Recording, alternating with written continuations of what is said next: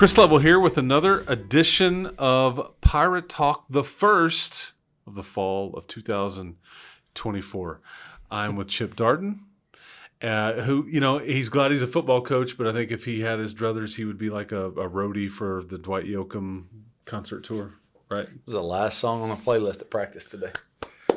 His version of Purple Rain. I didn't even know this, but simpatico here as we begin the 2024 season with, hopefully a lengthy, list of podcasts and all and shows and all that we talk to you well into November and even December. But so camp starts about 2-3 weeks ago ish. August 5th. Yep. Okay, August 5th.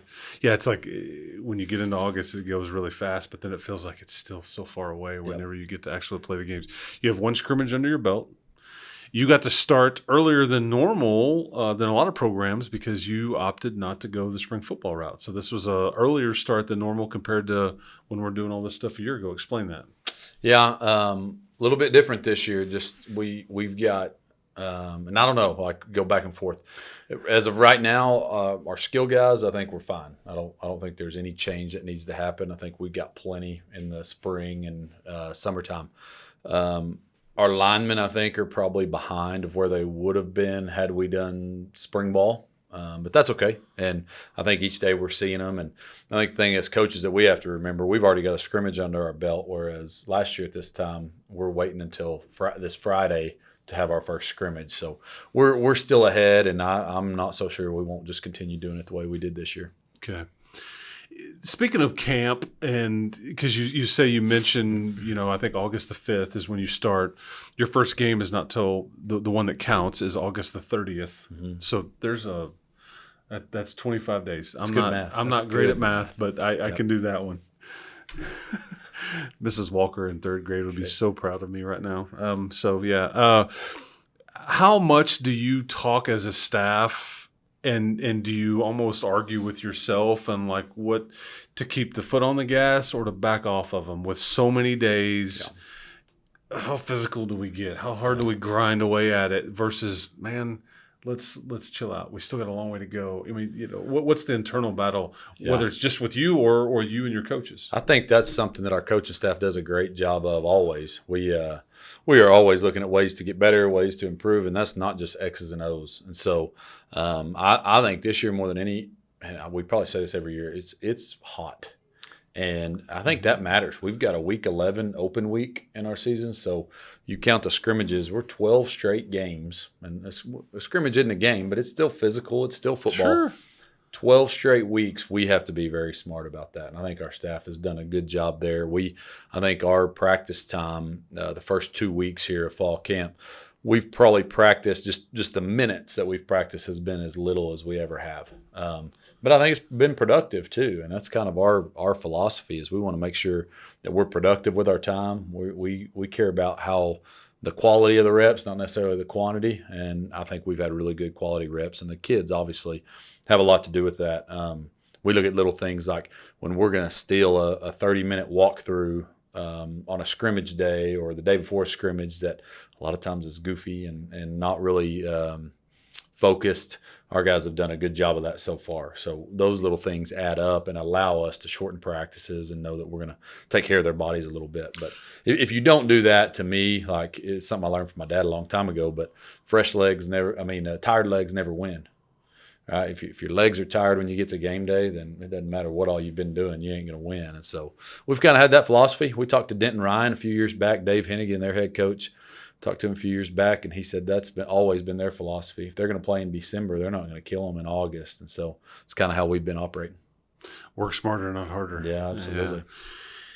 And it takes culture and some maturity and discipline with some of your kids, like the older kids, to be able to hey man, we're not gonna be out here for long, but get focused, be where your feet are, and all. And you know how it was. I mean, back when we played ball, we'd practice and then we'd run 20-40s or gassers or whatever. No water. Yeah, and we don't do that. Our kids, we don't line up and do conditioning. Like our goal is your practice. If you're practicing in a way that you should be in tempo, we don't have any downtime, you're getting in shape during practice. We don't have to sit there and run sprints. Yeah, efficiency. That's why, like at the college and the pro level, they put that GPS and all those monitors on them because they can tell Yeah. how hard they're working, and then they can find out who's kind of not giving it all in practice. It's all monitored.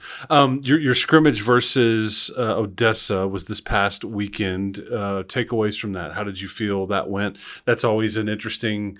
Okay, we want to check this off the box. We want to get in here. We don't want to get anybody hurt. We want to get plenty of guys in. How did you ultimately feel that went? Yeah, I think overall good. I mean, you watch the film and we're going, man, if we play like this first game, it's going to be a long game. Like we've got to get a lot better.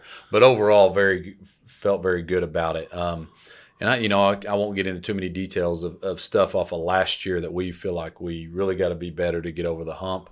We always have a long list of that. I tell the coaches I usually have that list by the time the bus gets home whenever we lose in the playoffs of just things that we've got to get better at. But I will tell you one of them, we thought our discipline cost us a couple games last year, our lack of discipline, which falls directly on me. There's nobody else to blame other than me.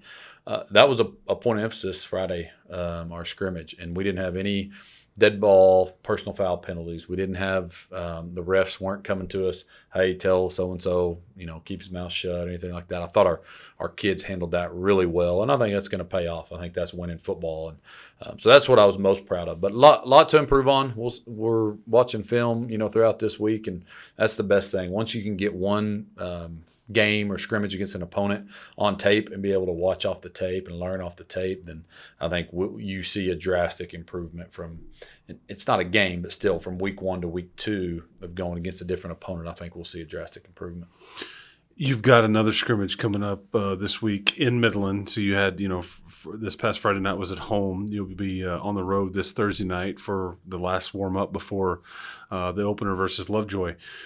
How much is still to be decided with your certain positions or playing time or kind of just decision making, or is it just about the reps and development and trying to identify depth or create depth? I mean, the easy answer is all the above. I mean, there's spots that we feel pretty good about of knowing, okay, maybe this is the guy that'll go out there first, and this guy can rotate in, and maybe other guys, okay, they're kind of a scout teamer or that they need to develop. But we told the guys this Friday, like the guys that was their first varsity scrimmage, whether they're an older kid that just got back into the program or maybe they played JV last year, some of them freshman ball last year. We tried to tell them don't be too concerned about one. Like we're not just evaluating one scrimmage. Yes, it's a lot of it, but we've had 10 practices to that point. We'll have 13 practices before this Midland one, and then we've had all summer, all spring. So the evaluation process is a big evaluation process. But kids also come back. We gave them all July off, and kids come back and they're taller and bigger, and so then you've got to put that into your evaluations too. So we're getting closer. I think we've got if we had a game today, I think obviously we know who would be the starters, who would be the significant contributors, but that's still to be determined. And honestly, that's throughout the year. We might get to week 11 and have some adjustments based on how kids are improving and playing. So. And I don't mean to single kids out because we'd love to be able to mention everybody, but like a prime example I think is fascinating is, and you correct me if I'm wrong, RJ Florence is a new addition to your program. Mm-hmm. I had watched him practice some. I hadn't really seen him run the ball like he did when the lights are on and there's another opponent. I'm like, this is different. Yep. This is my opinion because it's what I saw.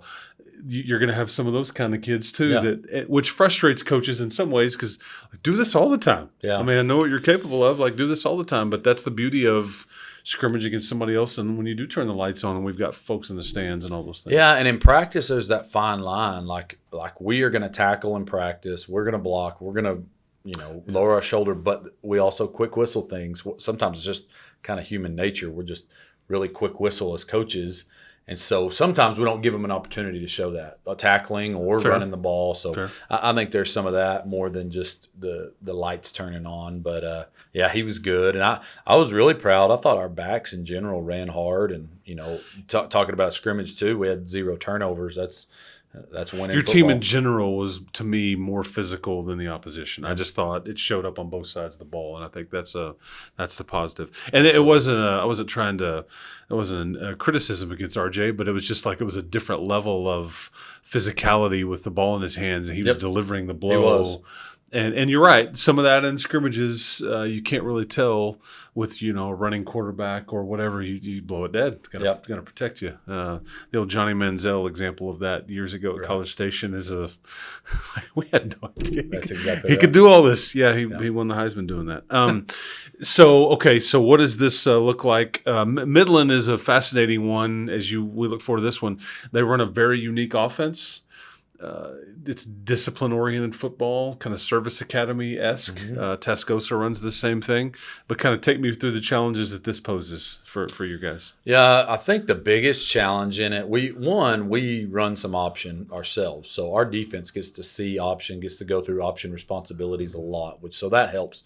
The issue is that we don't game plan for a scrimmage. I think if we were coaches watching film over the weekend and game planning for them, we might feel better about it, but we're practicing against each other, running our offense and defense all week, and then we're going to show up Thursday and play football. Some of that I like. I like putting our guys in stressful situations like that are different, and we're having to adjust on the fly. But it doesn't line up for just great success for our guys, and we know that. But again, we're not keeping score. Had a few people ask me, "Hey, what was the score of the scrimmage?" We don't keep scoring the scrimmage. We're trying to get better. It's a glorified practice for us. So, but it does present some challenges. And then they're good. They were second in their district, that 6A district last year. They finished just behind Midland Legacy, head of Friendship in the district, and their senior class is really good. They think a lot of them. I think they got an offensive lineman that's a Division I kid and a running back. So they'll be very good on offense. And then back to when they had their old coach, Tim Anaskavich, they've played really good defense. So a lot of kids in that school, about over 4,000 kids in that high school. So a lot to choose from. And you've only got about 12 or 1,300, is that right? Well, I think we're at 18. We're in the 1800s. Like yeah. I was just fiddling with the numbers. But by the way, not a bigger fan of the hot tamale than Chip Darden. It is. I will say that. I mean, he chef kisses every time he sees the hot tamales. Maybe right behind Reese's as top candies. Which those are opposite ends of the spectrum. Yeah. I mean, I'm diverse. The variety is the spice of life. I just am not a cinnamon candy guy. Anyway, so that's why I placed the hot tamales here for Coach Darden. It was the least I could do. It's a good conversation piece. Anyways, okay. But it's what everybody came to. This is it. Okay, last question, because we're going to try to keep some of these shorter. We heard some people talking about that in the off season, so we're going to try to condense so we can get people to listen to the whole thing. But last thing, the big picture, you have a pretty high profile opener that there's been some media attention with it. Do you get into any of that? Do you address it? Is that more of is the camp had a different edge because of that, as opposed to, it's a team that we play all the time? No, this one's been picked up on TV, and it's an unknown, and there's a pretty famous guy coaching that. I mean, all that stuff. Do you? We did this summer, like once we found out, that it was going to be on Bally's, and it was the game of the week in the state and all that. We talked to the kids about it to get a little excitement going into fall camp, okay. But we hadn't discussed it since. We're really trying to focus on what we're doing, but it'll be a fun week, and I think what it does for us is, I mean, we see a lot of games. We got two of our biggest rivals, Coronado and Friendship, coming up after that.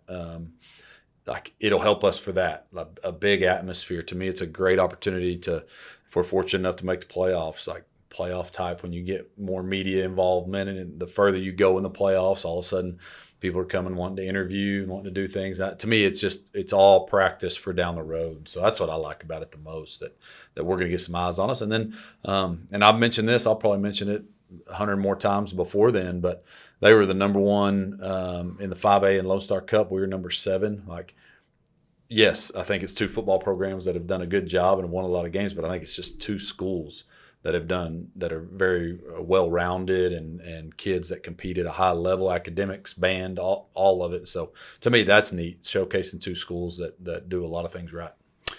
And we will definitely get into more of that matchup, the days before that game takes place, because we're not too far away from lacing them up for real, and the score will count and televised and all that kind of stuff. So last thing, I wore a THSCA shirt. I just thought it was really neat of our community in Odessa. We raised some money for Our Day to Shine, the Texas High School Coaches Association, that their benevolence fund that helps kids that are injured playing football or coaches that have been critically ill. And I mean, I think there's like 10 or so checks that go out every year to help people. And anyway, our two schools raised over $1,000 that we'll send to that. So I thought that was a neat deal. I don't know, neat for our communities, and kind of shows that they believe in helping people out. Yeah, pay it forward, man. Absolutely. Yeah. Appreciate everybody tuning into this one. We'll be talking to Coach Darden all season long. Next time we will kind of go over that Midland scrimmage, obviously, and then look forward to that Lovejoy matchup, which will start the season on Friday night, August the 30th, there in Lovejoy. But for Colton Coons, our producer, for Chip Darden, I'm Chris Level. This has been another edition of Pirate Talk.